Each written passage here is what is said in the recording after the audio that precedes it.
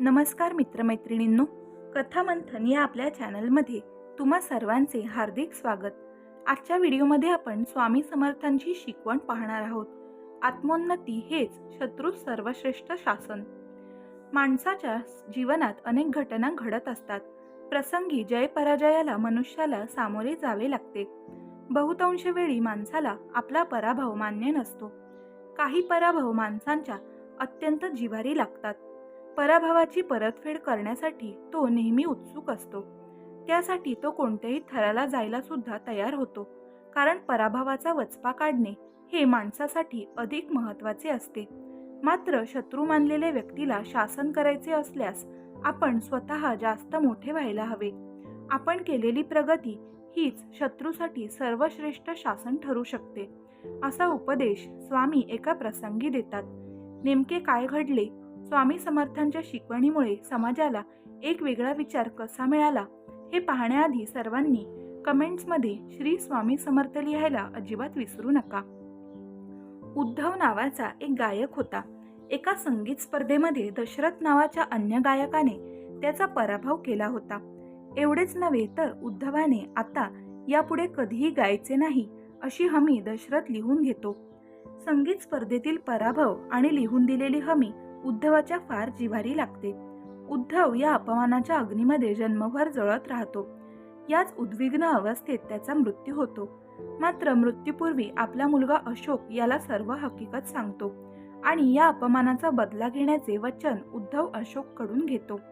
वडिलांना दिलेल्या वचनाचे पालन करण्यासाठी अशोक हा दशरथाचा शोध घेण्यास सुरुवात करतो. दशरथाचा माग काढत तो अक्कलकोटला येऊन पोहोचतो. दशरथ हे स्वामी समर्थ महाराजांचे दर्शन घेण्यासाठी आलेला असतो. तो काही दिवस तिथेच मुक्काम करतो. हाती आलेली सुवर्ण संधी सोडायची नाही. दशरथचा जन्माची अद्दल घडवायची असा निश्चय अशोक करतो. एके ठिकाणी दशरथची वाट पाहत अशोक दबा धरून बसतो आणि दशरथ येताच तो त्याच्यावर हल्ला करतो. मात्र या प्राणघात हल्ल्यातून दशरथ हा बचावतो. काही दिवसांनंतर केलेल्या कृत्याबद्दल अशोकला अतिशय पश्चाताप होतो. एक दिवस अशोक स्वामींकडे येतो आणि त्यांना आपल्या मनातील सर्व गोष्टी सांगतो. वडिलांना दिलेले वचन कसे पूर्ण करता येईल याबाबत विचारणा करतो.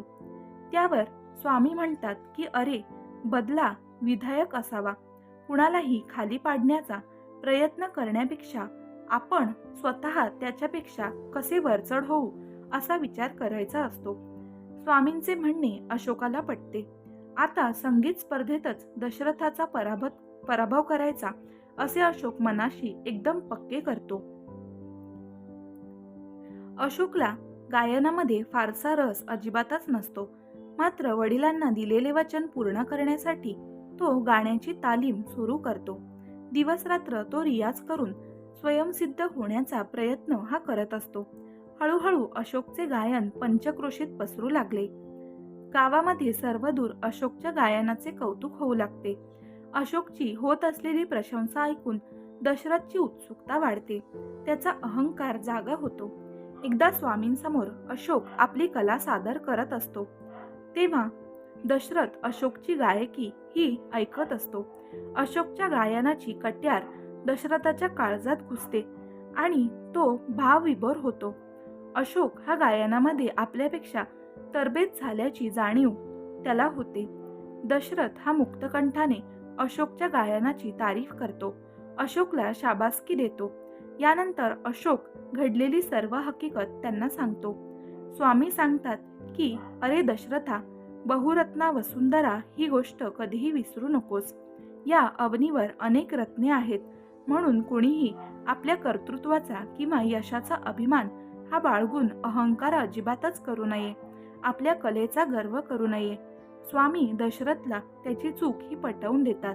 दशरथ असे वर्तन पुन्हा करणार नाही अशी हमी स्वामींना देतो. अशोकचा बदला हा विधायकपणे सिद्ध होतो.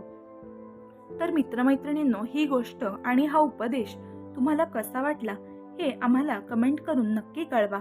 व्हिडिओ आवडला असेल तर त्याला लाईक व इतर स्वामी भक्तांबरोबर नक्की शेअर करा.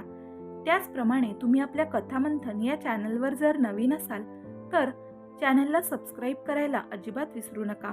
सोबतच बेल आयकॉनवर क्लिक करा, जेणेकरून जेव्हा कधी आपल्या चॅनलवर नवीन व्हिडिओ येईल तर त्याची माहिती सर्वात आधी तुम्हाला मिळेल.